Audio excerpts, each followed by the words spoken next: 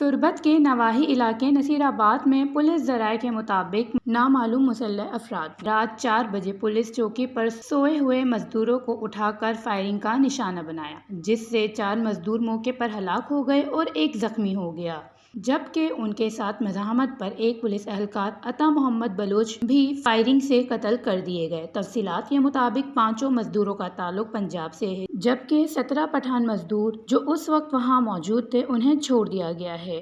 Report کے مطابق تمام ہلاک مزدوروں کی شناخت پنجاب کے علاقے مظفر گڑھ سے ہوئی ہے، جن میں محمد عظیم ولد ظفر علی، شہباز ولد غلام رسول، باقر علی ولد شیر محمد، شہزاد احمد، جبکہ پولیس اہلکار کی شناخت تربت سے ہی ہوئی ہے۔ فائرنگ سے ایک شخص مدثر ولد شیر محمد ڈی جی خان زخمی ہو گیا تھا، جبکہ ایک اور مزدور رات کی تاریکی کا فائدہ اٹھا کر بھاگ گیا تھا۔